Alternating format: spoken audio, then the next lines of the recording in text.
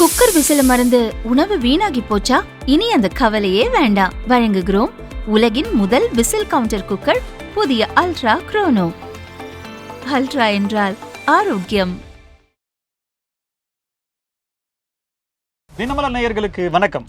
வணக்கம். முன்னாள் அமைச்சர் திருச்செந்தூர் சட்டமன்ற உறுப்பினர் அனிதா ராதாகிருஷ்ணன் கைதுக்கு ஆணவம் அழிவுக்கு வழி என்று பஞ்ச் பேசியிருக்கிறார் முன்னாள் முதலமைச்சர். ஏங்க, ஜெயலலிதா காலத்தில் கூட இப்படி நடக்கலைங்க. பெயில் கேன்சல் பண்ண 90 நிமிஷத்தில் அரெஸ்ட் பண்ணுறாங்க, இதெல்லாம் நல்லது இல்லைங்க என்று பொங்கி இருக்கிறார் திமுகவினுடைய அறிவாலயத்தினுடைய தலைமை நிலைய செயலாளர் RS பாரதி அவர்கள். விவரங்களை பார்க்கலாம். ஐ ஆம் suffering from fever, kindly grant me 2 days leave அப்படிங்கிற மாதிரி ஏவாவேலு தரப்பில் நீதிமன்றத்தில் சொல்லப்பட்டிருக்கு. அந்த லஞ்ச ஒழிப்புத்துறை சம்மந்தப்பட்ட வழக்கு இருக்கு இல்லையா, அவங்க விசாரணைக்கு கேட்டிருந்தாங்க. அந்த வழக்குக்கு 3 கோடி ரூபாய் ஊழல் அப்படிங்கிற அந்த வழக்கில் ஆஜராக முடியாது, எனக்கு உடம்பு சரியில்லை, ட்ரீட்மெண்ட்டில் இருக்கிறேன் அப்படின்னு ஏவாவேலு தரப்பில் சொல்லப்பட்டிருக்குதா செய்திகள் வந்திருக்கு. விவரங்களை பார்க்கலாம். கரூர் கூட்ட நெரிசலுக்கு திமுக தாங்க காரணம். 41 பேருடைய ஆத்மாவினுடைய சாபம் தாங்க பெரம்பூரில் கூட அவர் ஜெயிக்காமல் போச்சுன்னு பலவாறாக பேசியிருக்கிறார். நீதிமன்றத்தை, உச்சநீதிமன்றத்தை திமுக நாட இருப்பதாகவும், வழக்கு விசாரணையில் இருக்கும்போது எப்படி இப்படிலாம் பேசலாம் அப்படின்ற மாதிரி சொல்லிட்டு பெரம்பூருக்குன்னு தனியாக ஒரு செயலி போடுறாங்களாம். அது என்ன 234 பெரம்பூருக்கு மட்டும் தனியாக அப்படின்ற விமர்சனத்தை ஆரம்பிச்சிருக்காங்க. விவரங்களை பார்க்கலாம். ஆளுநர் எங்கேயாவது ஆய்வு பண்ணணும் அப்படின்ட்டு கிளம்பி வர்றாருனா, நோ பர்மிஷனே கொடுத்துடாதீங்க, அதுக்கு இடமே கொடுக்காதீங்க அப்படின்னு அதிகாரிகளுக்கு அமைச்சர் நிர்மல்குமார் உத்தரவு பிறப்பித்திருக்கார். என்ன நடந்துச்சு விவரங்களை பார்க்கலாம். தேர்தல் தோல்விக்கான காரணம் என்ன அப்படின்னு திமுக அலசி ஆராய்ஞ்சு பட்டி தொட்டியெல்லாம் போய் அந்த கடைநிலை அந்த கொடி கட்டுறவங்களெல்லாம் கேட்டு கடைசியில் ரிப்போர்ட் கொடுத்தாங்க. அதுக்கு என்ன நடவடிக்கை எடுத்தீங்க அப்படின்னா, வடிவேலு பாணியில் அன்றரைக்குள்ள கைவிட்டு அப்படின்ற மாதிரி தான் இது. அதுக்குள்ளே பார்த்தீங்கன்னா மறுசீரமைப்பு குழுன்னு சொல்லி இன்னொரு குழுவை போடணும், அதுதான் நடவடிக்கை எடுக்குன்னு சொல்லிட்டு ஃபாரின்லேருந்து நேராக வந்தோன்னா அப்படியே கோபாலபுரம் போய் பார்த்துருக்குறாங்க. முன்னாள் முதலமைச்சரும் திமுக தலைவரும் என்ன முடிவு எடுக்க போகிறார் பார்க்கலாம். உடனடியாக CV சண்முகத்துக்கு ஆயுதம் ஏந்திய போலீஸ் பாதுகாப்பு கொடுங்க, அவர் மிகப்பெரிய சிக்கலில் இருக்கார் அப்படின்னு சென்னை உயர்நீதிமன்றமே சொல்லியிருக்கு, உத்தரவு பிறப்பிச்சிருக்கு. அப்படி என்ன நடந்துச்சு விவரங்களை பார்க்கலாம். இதை பற்றி தான் இன்னைக்கு நாம் பார்க்க போகிறோம். இது சைலைட்ஸ். போலீஸ்காரு அரெஸ்ட் பண்ணுறதுக்கு போயிருக்காரு. வாங்கல, என்ன பிள்ளை சாப்பிட்ற, காலையில் டிஃபன் சாப்பிட்டீங்களா இல்லையா, சாப்பிட்டு போல காப்பி சாப்பிட்டு போலன்ற மாதிரி நல்லா சாப்பிச்சு. ஐயா உங்களை அரெஸ்ட் பண்ண வந்துருக்கீங்களா, இப்போல்லாம் வர முடியாதுல்ல, நம்ம அட்வொகேட்லாம் வரணும், அவங்க மெட்ராஸில் இருக்கிறாங்க, போய் அப்புறம் வரும் அப்படின்ற மாதிரி அந்த திருச்செந்தூர் ஸ்லாங்கில் ஒரு மாதிரி சொல்லியிருக்காரு. ஐயா நீங்கள் வரலன்னா கூட்டு போகிற மாதிரி இருக்கு அப்படின்னு சொல்லிட்டு அவரு சிரிச்சுட்டே சொல்ல, அப்படியா என் காரில் வர முடியாது சொல்லிட்டு காரில் ஏறி வந்துட்டார். காரில் இருக்குங்க, ஜீப் இருக்குங்க, அந்த ரேஞ்சுக்கு வாங்க, நம்ம ஜீப் இருக்குது, அரசாங்க பணம் அதுக்கு தான் கொடுக்குறாங்க, பெட்ரோலுக்கு டீசலுக்கு காசெல்லாம் கொடுக்குறாங்க, வாங்க, ஏசிலாம் இருக்காது, இருந்தாலும் வந்து பாருங்க அப்படின்ற மாதிரி கடந்த கால நினைவுகள்னு சொல்லிட்டு ஜீப்பில் ஏற்ற விட்டுருக்காங்க. உடனே அப்புறம் இன்னும் சுதந்திர போராட்ட தியாகம் மாதிரியும் உப்பு சத்தியாகிரகம் போல் வேறு ஏதாவது மக்களுக்கு தொண்டாற்றி விட்டு சிறைக்கு போகிற மாதிரி உடனே ஆதரவாளர்கள்லாம் அப்படியே கத்துன்னு கத்துறாங்க. வாயை வச்சுட்டு சும்மா கைட்டுட்டாங்க, வண்டியை வெளியே விட முடியாதுங்கிற அளவுக்கு வாயிலடின்ற மாதிரி சும்மா இஷ்டத்துக்கு இவங்க என்ன பண்ணிடுவாங்க அப்படின்ற மாதிரி ஒருமையிலேயே பேசியிருக்காரு. அதுவும் கருணாநிதியினுடைய பிறந்த நாள்லாம் அவங்களாம் அப்படியே ஜாம்பி நம்ம நிலைக்கு போயிடுவாங்க. அப்படியே அவர் அப்படியே உயர்த்தி பேசுறது, அவரால் தான் நாங்கள் தமிழ் அப்படின்ற 3 எழுத்தை எழுதுனதே அவர்தான் அப்படின்ற மாதிரியும் பேசுவாங்க. அப்படி பேசும்போது முதலமைச்சர் விஜய் அவர்களை பற்றின ஒருமையிலேயே பேசி நல்லா வெளுத்து வாங்கி விட்டார். அங்கே இருக்கக்கூடிய திருச்செந்தூரில் இருக்கக்கூடிய தாவேக்க நிர்வாகி கம்ப்ளைண்ட்டாக கொடுக்க, அதை சீரியஸாக எடுத்துக்கிட்ட போலீஸு அதே அந்த ஏதாவது ஆக்ஷன் எடுக்கணும்னு இறங்க, இதை தெரிஞ்சுக்கிட்ட முன்னாள் அமைச்சர் அனிதா ராதாகிருஷ்ணன் அவர்கள் முன்ஜாமீனுக்கு போக, நீங்கள் அவதூறு தவறாக பேசியிருக்கோன்னா அதுக்காக வழக்கு போடலாமே, அரெஸ்ட் பண்ணுறதுக்குலாம் இதெல்லாம் ஒன்றும் இல்லை பார்த்துக்கிடுங்க அப்படின்ற மாதிரி கேட்டோட, நீங்கள் சட்டமன்ற உறுப்பினர் தானே, ஏற்கனவே 2 முறை இருந்திருக்கீங்கல்ல, என்ன பேசணும் என்ன பேசக்கூடாதுன்னு உங்களுக்கு தெரியல, நீங்கள் இப்படிலாம் பேசலாமான்னு சொல்லிட்டு நீதி அரசர் இளந்திரையன் என்றவர் முன்ஜாமீனை தள்ளுபடி பண்ணிட்டார். முடியாது, தள்ளுபடி பண்ணோன்னா 90 நிமிஷத்தில் இவர் அப்படியே அலைக்க தூக்கி உள்ளே வச்சுட்டாங்க போல இருக்குது. ஸோ இது எத்தனை நாள், இன்னைக்கு பார்த்தா வெள்ளிக்கிழமை வேறு. இது மட்டும் கிடையாது, முதலமைச்சர் பற்றி பேசினது மட்டும் கிடையாது, அங்கே இருக்கக்கூடிய மக்கள், தாவேக்காவுக்கு வாக்களித்த மக்களையும் அவர் தவறாக பேசியிருக்காரு அப்படிங்கிறதும் அடிஷ்னல் குற்றச்சாட்டு.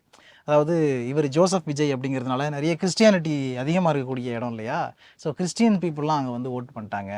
இப்போ என்னுடைய பேரே ஜோசப் அனிதா ராதாகிருஷ்ணன் இருந்தால் எனக்கு ஓட்டு போட்டிருப்பாங்க, அவர் முட்டி போட்டு நடந்து போனார், இப்படியெல்லாம் தெரிஞ்சால் நான் தலைங்களையே முட்டி போட்டு நடந்து போயிருப்போமே அப்படிங்கிற மாதிரிலாம் பேசியிருந்தாரு. இது ரொம்ப அவங்களை காயப்படுத்தியிருக்கு அப்படிங்கிறதும் குற்றச்சாட்டு. அதனால தான் இதுக்கு மேலாம் முடியாது அப்படின்னு RS பாரதி அவர் ஒரு கருத்து தெரிவிச்சிருக்காரு. முன்னாள் முதலமைச்சர் ஜெயலலிதா காலத்துல கூட அவதூறா பேசினப்ப கூட அவங்க இந்த மாதிரி நடவடிக்கை எடுக்கல. அதுவும் முன்ஜாமீன் கேட்டு மனு தள்ளுபடி 90 நிமிஷத்துல அவங்க கூட அரெஸ்ட் பண்ணல. ஒரு நாள் ஆணவத்தோட செயல்படுறாங்க. ஒரு நாள் 2 நாள் கழிச்சு தான் அரெஸ்ட் பண்ணுவாங்க. இப்போ உங்களுக்கு என்ன 2 நாள் கழிச்சு அரெஸ்ட் பண்ணா தூய ஆட்சி ஆயிடுமா அப்படின்ற மாதிரி இருக்குது. உடனே மு.க. ஸ்டாலின் ஐயா அவரு அறிக்கை விடாம இருப்பார். ஆணவத்தால் ஆளுகின்ற ஆட்சி அப்படின்னா அழிவுக்கு வழி அப்படின்ற மாதிரி சொல்லி வேற லெவல்ல டைமிங்ல கொடுத்ததை படிச்சிருக்காரு. எக்ஸ்ட்ரா வலைதளத்துல பதிவும் போட்டிருக்காரு. கனிமொழி மேடம் அவங்களும் பேசியிருக்காங்க. இதெல்லாம் வந்து சரிப்பட்டு வராது அப்படின்ற மாதிரி சொல்றாங்க. என்னமோ பண்ணுங்க அப்படின்ற மாதிரி இருந்தாலும் முன்னாள் அமைச்சர் அனிதா ராதாகிருஷ்ணன் கைது அப்படிங்கிறது அப்படியே தமிழ்நாடே பத்தி எரியும்ல அப்படின்ற மாதிரி போயிட்டு. ஏவா வேலு மீதான வழக்கு விசாரணை கொஞ்சம் நாளைக்கு முன்னாடி வரப்போகுது அப்படின்னு சொல்லிட்டு இருந்தாங்க. ரோடு போட்டாருங்க, ரோடு போட்டதா சொல்றாருங்க, அதுக்கு புக் எழுதியிருக்காருங்க. ஆனால் ரோட்டையே காணுங்க. 3 கோடி ரூபாய்க்கு ஒரு முறைகேடு நடந்திருக்குங்க, 3.25 கோடி ரூபாய்க்கு அப்படின்னு சொல்லிட்டு எடுத்து பேப்பர்லேயே போட்டிருப்பார் போல இருக்கு ரோடு. அறப்போர் இயக்கம் கொடுத்த புகாரின் அடிப்படையில் விசாரணை எல்லாம் மேற்கொண்டாங்க. இது வந்து அரசியல் பழி வாங்கும் நடவடிக்கை அப்படின்னு திமுக தலைவர் ஸ்டாலின்ல இருந்து எல்லாருமே சொல்லிட்டு இருந்தாங்க எதிர்த்தரப்புல. அப்படி இருக்கும்பொழுது அந்த வழக்கு விசாரணை இன்னைக்கு வந்திருக்கு. இந்த வழக்கு விசாரணையில் ஏவா வேலு ஆஜராவாரா, அவர் என்ன பதில் சொல்ல போறார் அப்படின்னு தமிழகமே எல்லாரும் இதுதாங்க முக்கியமான செய்தி அப்படின்னு எதிர்பார்த்துட்டு இருக்கும்பொழுது திடீர்னு I am suffering from fever sir அப்படிங்கிற மாதிரி ஒரு லெட்டரு. என்னடான்னு பார்த்தா மலாய் மொழியில் இருக்கான். அதுவும் என்னன்னு பார்த்தா ஒரு உடம்பு சரியில்லையா, சிங்கப்பூர்ல போய் ட்ரீட்மெண்ட் எடுத்துக்கிட்டு இருக்காராம். இங்க இருந்து கிளம்பி சிங்கப்பூர் போற வரைக்கும் யாருக்குமே தெரியல. அதே ஒன்றும் இல்லை, 15 நாளைக்கு ஒருக்கா நகம் வெட்டுவாரா, இந்த தடவை வெட்டா முட்டாரு, நகம் வளர்ந்துருச்சு. ஐயா என்னடா பண்றதுன்னு தெரியல, பேனிக் ஆயிட்டாரு. ஐயோ என்ன இவ்வளவு தூரம் வளர்ந்துச்சுன்னு சொல்லிட்டு அப்புறம் அதை வெட்ட சிங்கப்பூர் போயிருக்காரு. ஓகே, ஏன்னா நெயில் கட்டர் சிங்கப்பூர் தான் இருக்கு, நம்ம ஊர்ல கிடையாது. ஸோ இந்த மாதிரி இது வந்தோடனே உங்க கண்ணு முன்னாடி அப்படியே வந்து போகும். ஒரு 30 வருடங்களுக்கு முன்னாடி அந்த 3 சக்கர சைக்கிள் அவர் முன்னாடி பிடிச்சிருக்க, பின்னாடி முன்னாள் முதலமைச்சர் கருணாநிதி அவர்கள் வைக்கப்பட்டு நிக்க, எனக்கு அந்த பிளாக் அண்ட் ஒயிட் படம் தான் வருது. அப்படி இருந்த மனுஷன் இன்னைக்கு இப்படி வந்திருக்காருன்னா எப்படி? உழைப்பு போறாரு. உழைப்பு அந்த உப்பு எங்க வைக்குன்னு தெரியல நமக்கெல்லாம். எந்த பூவும் கிடையாது, வெறும் பூ மட்டும் தான் கிடைக்குது. ஸோ இந்த மாதிரி இது ஒரு பக்கம் இருக்கு. அப்பாவு முன்னாள் சபாநாயகர் அப்பாவு வந்து பல விஷயங்களை ஷேர் பண்றாரு. அதுல முக்கியமா அவர் சொல்றது என்னன்னா, அதிமுகவை வந்து இந்த ஒரு மாவட்டத்துல இருக்கக்கூடிய கனிம வளங்களையே கேரளாவுக்கு ஷேர் பண்ணவரு, அப்புறம் விஷயங்களை ஷேர் பண்ண மாட்டாரா? அதிமுகவை இந்த அளவுக்கு சின்ன பண்ணமா தாவேக்கா சிதைக்கிறதுக்கு என்ன காரணம் அப்படின்ற மாதிரி இவர் சொல்லிருக்காரு. எப்படிதான் இருக்கு, செல்லங்கொண்ட சிங்கத்தை சரகள் அடிச்சா செல்லைய சதைச்சிரும் பரவாயில்லையா, என்னது அதிமுகவை சிதைக்கிறாங்களா அப்படின்னு பார்த்தா எங்க இருக்குன்னே தெரியல அப்படிங்கிறது அவங்கதான் காரணங்கிற மாதிரி அவர் சொல்றாரு. அதாவது தாவேக்கா ஆட்சி அமைக்கிறதுக்கு முன்னாடி சப்போர்ட் பண்ணுங்க அப்படின்னு சொல்லிட்டு ஏடிஎம் கிட்ட கேட்டாங்களாம். அப்போ எடப்பாடி பழனிசாமி வந்து நிறைய நிபந்தனைகளை விதிச்சாராம். இதெல்லாம் எனக்கு வேணும், இதெல்லாம் எனக்கு வேணும், இவருக்கு இந்த போஸ்டிங் இந்த மாதிரி எல்லாம் வந்து பண்ணணுங்க அப்படின்னு கேட்டாராம். அது மாதிரி இருக்குது. அதான் அந்த மாதிரி அவர் கேட்க இவங்க அதை தர முடியாதுன்னு மறுக்க, அப்போ உனக்கு வந்து நாங்கள் சப்போர்ட் பண்ண முடியாதுன்னு அதிமுக மறுத்துருச்சு.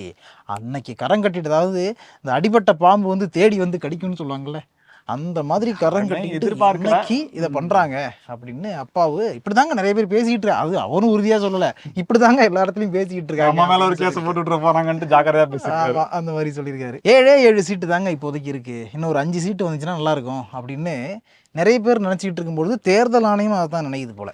ஏன்னா இப்போ பார்த்தீங்கன்னா குஜராத், உத்தரப்பிரதேசம், அதுக்கப்புறம் வந்து ஒரிசா நினைக்கிறேன், இந்த மாநிலங்கள்லாம் இடைத்தேர்தல் அறிவிச்சிருக்கலாம். எப்போ காலியாச்சு அதெல்லாம் பார்க்க அந்த எஸ்டிடியை தோண்டி எடுக்கணும்ல, அந்த அளவுக்கு டைம் எடுக்குங்கிறீங்க. ஸோ இந்த மாதிரி இதுங்கெல்லாம் அறிவிச்சிட்டாங்களே, இப்போ தமிழ்நாட்டுக்கும் ஒரு லிஸ்ட்டு வந்துடும், என்னைக்குன்னு டேட்டை குறிச்சிருவாங்க அப்படின்னு பார்த்தா இல்லை, இப்போதைக்கு தமிழகத்தில் இடைத்தேர்தல் இல்லை அப்படிங்கிற மாதிரி தேர்தல் ஆணையம் சொல்லியிருக்கிறாங்க. ஸோ நெக்ஸ்ட் எப்போ நடக்கும் அப்படிங்கிறது தெரியல, அவங்களே வெயிட் பண்ணுறாங்கன்னு நினைக்கிறேன். எப்படி லீடர்ஸ்க்கு உறுப்பினர் ஏறல, எம்எல்ஏ ஏறல, தேர்தலுக்கான எண்ணிக்கையும் ஏறல, பாருங்க எதுவுமே ஏற மாட்டேங்குது. எப்படி இந்த நேரத்தில் ஷேர் மார்க்கெட்டும் ஏறல, தேர்தல் நடத்தி என்னங்க பண்றது? கச்சா எண்ணெய் விலை மட்டும் ஏறிக்கிட்டு இருக்கு. கச்சா எண்ணெய் விலை இப்போ கொஞ்சம் குறைஞ்சிருக்கு. ஸோ இந்த மாதிரி இருக்கிறதுனால கொஞ்சம் வெயிட் பண்ணி பார்ப்போம், இவங்க எல்லாம் ஒரு முடிவுக்கு வரட்டும் அப்படின்னு தேர்தல் ஆணையம் முடிவு பண்ணிருக்கு போல. அதனால இப்போதைக்கு இடைத்தேர்தல் இல்லை அப்படின்னு சொல்லியிருக்காங்க. மாற்று கட்சியிலிருந்து தாவேக்காவில் இணையும் விழா. ஏன்னா நான் அடிச்சு டான் அடிச்சு பெரிய ஆளாகல, நான் அடிச்ச எல்லாருமே டானுங்கிற மாதிரி தாவேக்கால வந்து சேர்றவங்க எல்லாருமே ஒன்று சட்டமன்ற உறுப்பினராக இருக்காங்க, இல்லை முன்னாள் சட்டமன்ற உறுப்பினராக இருக்காங்க, இல்லைன்னா முன்னாள் அமைச்சராக இருக்கிறாங்க. எல்லாரும் அடிச்சா பொறி கிளங்கி பூமி எதிர்த்து அவன் தான் தமிழ். ஒருத்தர் தம்ப்நெயில் போட்டிருந்தாரு, அதிமுக தாவேக்கா இணைந்து அதிவேக்கா பார்த்தேன், அண்ணா திராவிட வெற்றி கழகமா அப்படித்தான் இருக்குது. 2 எழுத்து திருடிட்டாங்க போல இருக்குது. எல்லாரும் சாரையா போய் சேர்ந்துட்டு இருக்காங்க. அந்த விழாவில் மக்களை பார்த்தோன்னா புத்துணர்ச்சி அடைஞ்ச அமைச்சர் ஆதவ அர்ஜுனா அவர்கள் எனக்கும் திமுகவுக்கும் ஒரு கணக்கு இருக்கு, கரூர் கணக்குன்னு சொல்லி கரூர் கணக்கு வேற லெவல்ல ஸ்பீச் கொடுத்துட்டாரு. வழக்கு விசாரணை இருக்கிற நேரத்தில் அந்த வழக்கை பற்றி திமுக தான் குற்றம் சாட்டுது, 41 பேருடைய ஆத்மா அவங்கள மன்னிக்காது, அதனுடைய சாபம் கரூர் மக்களுடைய சாபம் தான். இதுலேயே ஐயா சட்டமன்ற உறுப்பினராக கூட முன்னாள் முதலமைச்சர் ஜெயிக்கல, அந்த பாம்பெல்லாம் சும்மா விடாதுன்ற மாதிரி வேற லெவலில் ஸ்பீச் பண்ணிட்டார்.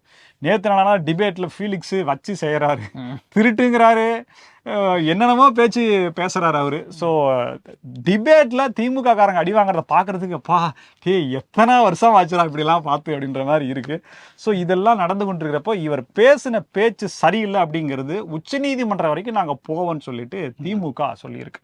இதற்கு இடையில பெரம்பூர் செயலி அப்படின்ற மாதிரியான ஒரு செயலி அறிமுகப்படுத்த போறோம். அந்த மக்களுக்கான குறைகள், அரசினுடைய உதவிகள், திட்டங்கள் அப்படிங்கறது சொல்றாங்க. இதுவும் ஒரு நெகட்டிவா என்ன கேட்கறாங்க அப்படின்னா 234 தொகுதி, அது என்ன முதலமைச்சர் தொகுதி மட்டும் நீங்க பாக்குறீங்க அப்படின்னா, ஏன் பாக்குறீங்கன்னா நீங்க தோத்து போனதுனால அவர் போகக்கூடாதுன்னு அவர் பாக்குறாரு. ஸோ அப்படின்லாம் எடுத்துக்கூடாது. ஸோ அவங்க பெரம்பூர் மக்களை அப்படியே தன்னுடைய இரு கண்களாக பார்க்கிறார் அப்படின்றத எடுத்துக்கணும். டெஸ்ட் டிரைவா கூட இருக்கலாம்ல, அந்த தொகுதியில பார்த்துட்டு எப்படி வருதுன்றத பார்த்துட்டு அது 234 தொகுதிகள் விரிவுபடுத்தலாம்ல. நானும் தாவேக்காரன் ஆயிட்டுங்க. இந்த மாதிரி அவங்க யோசிச்சிருக்காங்க. ஸோ இந்த மாதிரி ஏதாவது ஒன்று செஞ்சிருந்தா கூட ஏதாவது கொஞ்சம் ஜெயிச்சிருக்கலாமே அப்படின்ற மாதிரி சொல்லப்பட்டு வரும் நிலையில திமுக எப்படி இவங்களை பண்றதுன்னே தெரியல. இவங்க அளவுக்கு இறங்கலாமா இல்ல அவங்க அளவுக்கு உயரலாமா, அது இறக்கத்துல இருக்காங்களா மேட்டில் இருக்காங்களானே தெரியல. அதுவே கன்ஃபியூஷனாக தான் இருக்கு. ஏன்னா அந்த அளவுக்கு இவங்க நிறைய கூட்டங்கள் எல்லாம் போட்டுக்கிட்டு இருக்காங்க. இந்த ஆட்சி அமைஞ்சு ஒரு 50 நாள் ஆயிருக்கா, 50 நாள் வரைக்கும் 52 தண்டா எடுக்கிற மாதிரி. புதுசா குழந்தை பிறந்த உடனே 2வது நாள் 10வது நாள் அதுக்கப்புறம் 1 மாசம்னு சொல்லிட்டு ரீல்லாம் போட்டிருப்பாங்கல்ல, அந்த மாதிரி இது ரீல்ஸ் ஆச்சு அப்படிங்கிறதுனால இப்படி எல்லாம் பேசுறாங்கன்ற மாதிரி. 5 வருஷம் 365 இந்த 50 60ன்னு இப்படி போயிட்டு இருக்கும் பொழுது கொஞ்ச நாள் வந்து ஆளுநருடைய தலையீடு எதுவுமே இல்லை அப்படிங்கிற மாதிரிலாம் பேச்சு இருந்துச்சு. திடீர்னு பார்த்தா நேற்று மதுரைக்கு போயிருக்காரு. அங்கே போயிட்டு ஒரு கல்லூரி நிகழ்ச்சியில் ஆளுநர் அர்லேக்கர் அவர்கள் பங்கெடுத்ததுக்கு பிறகு என்னங்க வைகை அணை இருக்கு, ஆற காணும், ஆத்துல தண்ணியை காணும் அப்படின்னு சொல்லி கண்டுபிடிச்சிட்டாரு. ஆத்துல தண்ணியை காணும் கொந்தளிச்சதுக்கு பிறகு இந்த இளைஞர்கள் சக்தி இதை வந்து முன்னெடுத்து பேசியே ஆகணும், இதுக்காக போராடியே ஆகணும், நம்ம வந்து ஆறுகளை மீட்டே ஆகணும் அப்படின்னு திடீர்னு சத்குரு மாதிரி பேச ஆரம்பிச்சிருக்காரு. அதுக்கப்புறம் பார்த்தீங்கன்னா அங்கங்கே போயிட்டு நிறைய ஆய்வெல்லாம் பண்ணியிருக்காரு. ஆய்வு பண்ண உடனே அவ்வளோதான், என்ன நடந்துக்கிட்டு இருக்குது. ஒரு காலத்தில் வந்து கூவத்தூர் மாடல் ஆட்சியில் என்ன நடந்துச்சோ அதே மாதிரி ஒரு விஷயம் மறுபடியும் இந்த சோஃபா மாடல் ஆட்சியில் ரிப்பீட் ஆகுது அப்படின்னு இந்த பக்கம் உதயநிதி சொல்ல, திமுகவில் இருக்கக்கூடிய நிறைய பேர் அப்படி சொல்ல, என்ன நீங்கள் மட்டும் தான் சொல்லுவீங்களா, நாங்களும் சொல்லுவோம் அப்படின்ட்டு வன்னியரசு. அதுக்கப்புறம் இவ்வளோ பேசுகிற ஆளுநர் ஆய்வு செய்கிறவர் அங்கே கர்நாடகாவில் வந்து சிவகுமார் அணை கட்டுறன்னு சொல்கிறாரு, அதை பற்றி ஏதாவது ஒரு பேச்சு பேசுகிறாரா, மேகதாதுக்கு எதிராக பேசுகிறாரா அப்படின்னு சொல்லிட்டு அவரும் சொல்லியிருக்காரு. அதுக்கப்புறம் நிர்மல்குமார் தான் இதில் ஹைலைட். மின்சாரத்துறை அமைச்சர் நிர்மல்குமார் வந்து இனிமே எங்கேயாவது ஆளுநர் ஆய்வுக்கு போகிற மாதிரி யாருமே போகாதீங்க, வண்டியை கூட எடுக்காதீங்க, அதிகாரிகள் எதுவுமே பண்ணக்கூடாது அப்படின்னு ஸ்ட்ரிக்டாக ஒரு ரூல்ஸை போட்டிருக்காரு. அப்போ இதுலேருந்து என்ன தெரியுதுன்னா, எந்த இடத்துலையும் நாங்கள் ஆளுநரை வந்து இந்த மாதிரியெல்லாம் அதிகாரத்தை மீறி செயல்படுறதுக்கு விட மாட்டோம். இது இந்த இடத்துல நீங்கள் வந்து தாவேக்காவும் திமுகவும் கூட்டு அப்படின்னு பாஜக சொல்லலாம். அந்த மாதிரியான ஒரு இடத்த வந்து இவங்க ஏற்படுத்தி கொடுத்துருக்குறாங்க. ஸோ ஆளுநர் ஆய்வு இனிமேல் கிடையாது அப்படிங்கிற மாதிரி பார்ப்போம். சண்முகமும் வீரபாண்டியன் ஐயா அவர்களும் என்னதான் வந்து தாவேக்காவில் வந்து மறைமுகமான, அதாவது என்னென்ன வெளியிலிருந்து ஆதரவு அப்படின்றது கொடுத்தாலும் திமுகவை அடிக்கிறதுல அவங்க போட்டு அந்த அடி அடிக்கிறாங்களே, இவ்வளோ நாள் அங்கதாங்க இருந்தீங்க அப்படின்னு சொல்லிட்டு முன்னாள் முதலமைச்சர் ஸ்டாலின் அவர்களை பத்தின திமுகவோட உண்மை முகம் தெரிஞ்சிருச்சுங்க. 35 கோடி அப்படின்றதெல்லாம் வர்றதெல்லாம் வந்து 2 பேரும் கொடூரமான முறையில் கடுமையான முறையில் விமர்சிச்சுட்டு வர்றாங்க. இது பேசுபொருளாயிட்டு வருது. 5 கோடி ரூபாய்க்கு வாட்ச் கட்டுற ஏழையும் தன்னுடைய அப்பாவுக்கு பேங்க் பேலன்ஸ் 10,000 ரூபாய் இருந்தாலும் படாடபமான வாழ்க்கையும் அடிக்கடி துபாய்க்கு ஃப்ளைட்டில் நடந்தே போயிட்டு வர்ற முன்னாள் துணை முதலமைச்சரும் இல்லைங்க. இந்த கமாண்டோ படம் பார்த்துருக்கீங்களா? கமாண்டோ படத்தில் வந்து அர்னால்டு என்ன பண்ணுவாருன்னா, இங்கேருந்து நேராக ஓடி போயிட்டு ஃப்ளைட்டுக்கு வீலுக்கு கீழே ஏறிப்பார். ஆமாம், அப்படியே போய் அவர் எந்த இடத்துக்கு போகணுமோ அந்த இடத்துல குதிச்சிட்டார். என்னைக்காவது திமுக தலைவர் பதவி தனக்கு கிடைக்கும் அப்படின்ற நம்பிக்கையில் திமுகவினுடைய அடிப்படை உறுப்பினராகவே இருந்து இப்போதான் பல வருடங்களுக்கு பிறகு நாடாளுமன்ற உறுப்பினர் அப்படின்ற ஒரு உயரிய பதவி அடைந்திருக்கக்கூடிய மேடம் அவங்க. இந்த 3 பேரும் பார்த்தீங்கன்னா வெளிநாடு போயிருந்திருக்காங்க, திரும்பி வந்திருக்காங்க. திரும்பி வந்த உடனே ஒவ்வொருத்தரும் தனித்தனியாக வேற வேற கண்ட்ரி தானே போயிருக்காங்க. அவர் துபாய் போனாரு, சப்ரீசன் ஐயா எங்க போனாரு, எந்த நாட்டுக்கு போனாருன்றது தெரியல. இவர் இப்பதான் இதுக்கு போறாரு, லண்டன் போறாரு. ஆமா, ஏற்கனவே மலேசியா போயிட்டாரு. ஏவா வேலு ஐயா என்னன்னு தெரியல. சரி, ஓகே, இங்க போறோம் மலேசியாவோ எங்க ஒருத்தர் போயிருக்காரு. ஏற்கனவே தோல்விக்கான காரணம் கண்டறியும் குழுன்னு அமைச்சாங்க. அதுக்கு நிதி ஒதுக்குனாங்களான்னு தெரியல, பேப்பர் பேனெல்லாம் எப்படி வாங்கினாங்கன்னு தெரியல. ஸோ அவங்க வந்து ஒரு ரிப்போர்ட்டை வந்து கொடுத்துருக்காங்க. அந்த ரிப்போர்ட்டை பார்த்த உடனே கொதித்தெழுந்து போன முன்னாள் துணை முதலமைச்சர் உதயநிதி ஸ்டாலின் இதுக்கு ஏதாவது நடவடிக்கை நீங்கள் எடுத்து ஆகணும்னு சொல்லி அப்பா கிட்டே சண்டை போட்டாருங்க அப்படின்னு சொல்லிட்டு வீட்டில் கிச்சன்லேயே இருந்த ஒரு நபர் வந்து பார்த்து பத்திரிகை செய்தியாக வந்துருச்சு. ஓகே. ஸோ அதிலலாம் வந்தோடனே இதில் பார்க்கலாம் பண்ண இருங்கப்பா, எதுவுமே எடுக்காத அதிமுக வந்து சாரசாரியாக போகிறாங்க, நம்ம ஏதாவது எடுத்து மறுபடியும் இங்கிருந்து அங்கே போயிட்டாங்கன்னா அது தாவேக்காவுக்கு வலு சேர்க்கும் ஒரு குழுவாக மாறிடும் அப்படின்றனால அவர் அப்படியே அமைதியை காத்தாரு. இப்போ 3 பேர் வந்தோன்னா இல்லை நம்ம பண்ணுவோம்னு சொல்லிட்டு இதில் சபரீசனும் முன்னாள் முதலமைச்சர் துணை முதலமைச்சர் உதயநிதி ஸ்டாலினும் நடவடிக்கை எடுக்கணும்னு சொல்லும்போது அப்படியே கொஞ்சம் பக்குவப்பட்ட மனநிலையில் இருக்கிறாங்களாமா முன்னாள் முதலமைச்சரும் மேடம் கனிமொழியும். என்ன அப்படின்னா, நம்ம புதிய நிர்வாகிகளை கட்சிக்குள்ள கொண்டு வரணும் அப்படிங்கிறத மாற்றுக்கிறது இல்லை. ஆனா மூத்த நிர்வாகிகளை நம்ம எடுத்துட்டு போட்டோம் அப்படின்னம்னா அவங்க எங்க போவாங்க, அவங்களை சார்ந்து இருக்கக்கூடியவங்க இவங்க 2 பேரும் இந்த பழைய பீஸ் எல்லாத்தையும் தூக்குங்க, எல்லாரையும் புதுசா போடுங்க, எல்லாரும் நியூ அப்பாயின்ட் பண்ணுங்க. அப்படி பார்த்தா நான் தானா first leave letter resignation letter எழுதணும் அப்படின்ற மாதிரி சொல்லிருப்பாங்க. இல்ல அவங்க இருக்கட்டும், அவங்க பக்கத்திலே ஒரு குட்டி சேர் போட்டு இன்னொருத்தர் உட்கார வச்சிரும் அப்படின்ற மாதிரி. இது நல்ல யோசனையா இருக்கு. அனுபவம் வாய்ந்த முதியவர், துடிப்பான ஒரு இளைஞர், அந்த மாதிரி. அது முதல்வன் இல்லைங்க, சாரி முதல்வன் இல்ல, எல்லாம் சங்கர் படம் தாங்க விடுங்க அப்படின்ற மாதிரி சொன்னோன்னே இந்த யோசனை நன்றாக இருக்கிறது அப்படின்னு சொல்லி எல்லாரும் அயோகோபித்த ஆதரவு தெரிஞ்சனால ஸோ இப்போ வந்து குழு ஒன்று போட போறாங்க. அது வந்து நடவடிக்கை குழு அப்படின்றது. இந்த குழுவாவது நடவடிக்கை ஆட்சியிலையும் குழு போடுறீங்க, கட்சியிலையும் குழு போடுறீங்க, குழுவி என்ன குழுவா சேர்ந்து அவங்க போய் டிவிக்கு ஓட்டு போட்டுறாங்க அப்படின்ற மாதிரி சொல்லியிருக்காங்க. ஸோ இது திமுக என்ன செய்யறது, ஏன்னா கட்சியில வந்து கட்சிக்காரங்களே கட்சிக்கு ஓட்டு போடல, கட்சிக்கு எதிராக இருக்காங்க அப்படின்றது ரிப்போர்ட் சொல்லுதாமா. இதெல்லாம் நம்பக்கூடிய தகவலா என்னது, திமுக காரங்களாம் வந்து காசுக்காக வேலை செய்யறோம் அப்படின்ற மாதிரி சொல்லுவாங்க. பட் இப்போ காசு கொடுத்தாலும் வேலை செய்ய மாட்டேங்கிறான் அப்படின்ற மாதிரி இருக்குது. ஒரே கன்ஃபியூஷனாக இருக்கிறாங்க. நடவடிக்கை எடுப்பாங்களா இல்லையான்றது குழு அமைச்ச பிறகுதான் தெரியும். CV சண்முகம் அவர்களுக்கு உடனடியாக ஆயுதம் ஏந்திய போலீஸ் பாதுகாப்பு கொடுக்கணும் அப்படின்னு சென்னை உயர்நீதிமன்றம் உத்தரவு பிறப்பித்திருக்கு. அப்படி என்ன நடந்துச்சு, அவருக்கு என்னங்க பிரச்சனை இவ்வளோ அப்படின்னு பார்த்தா 2006 அதனுடைய STD போகுது. 2006 அவர் வந்து எனக்கு இப்போ உயிருக்கு பாதுகாப்பு இல்லைங்க, பாதுகாப்பு கொடுங்க அப்படின்னு கேட்டிருக்காரு. அப்படி இருந்து மக்கள் நலனுக்காக எவ்வளவு ஆவேசமா பேசுறாரு. அதுக்கப்புறம் பாதுகாப்பு கொடுத்துருக்காங்க. 2021 அந்த பாதுகாப்பு விலக்கிக் கொள்ளப்பட்ட ஆட்சி மாற்றத்தில். அதுக்கு பிறகு இப்போ என்னன்னா எனக்கு நிறைய தொடர்ச்சியான மிரட்டல்கள் வந்துகிட்டு இருக்கு, வெளியில தலை காட்ட முடியல, என்ன வேணாலும் நடக்குன்ற மாதிரி இருக்கு, அதனால பாதுகாப்பு கொடுங்க அப்படின்னு அவர் மனு தாக்கல் செஞ்சிருக்காரு நீதிமன்றத்தில். அந்த மனுவை விசாரிச்ச நீதிபதிகள் வந்து அவர் சொல்ற விஷயங்கள்லாம் வச்சு பார்க்கும்பொழுது எல்லாம் கரெக்டாக தாங்க இருக்கு, அதற்கான ஆதாரங்கள் அவர் சமர்ப்பிச்சிருக்காருங்க. அதனால உடனடியாக நீங்க வந்து ஆயுதம் ஏந்திய பாதுகாப்பு கொடுங்க. அவர் வீடு எங்க இருக்கு, அங்க விழுப்புரம் திண்டிவனத்தில் இருக்கா, அந்த வீட்டுக்கு ஒரு பாதுகாப்பு கொடுங்க. சென்னைக்கு வந்தாருன்னா சென்னையில் இருக்க வீட்டுக்கு நீங்க பாதுகாப்பு கொடுங்க. நல்ல லீகோ பிராண்ட்ல மிஷின் கன் வாங்கி கொடுத்துருங்க. Z+ செக்யூரிட்டிஸ் வருமா, அதில் தோட்டாவை போட்டு கொடுங்கய்யா, வெறும் துப்பாக்கி மட்டும் தான் கொடுக்க சொன்னாங்கன்னு நீதிமன்றம் சொல்லிச்சுன்னு தோட்டா படம் மட்டும் அண்ணன் இது எப்படின்னு டம்மி பாவா அப்படின்ற மாதிரி ஆயிரப்போகுது.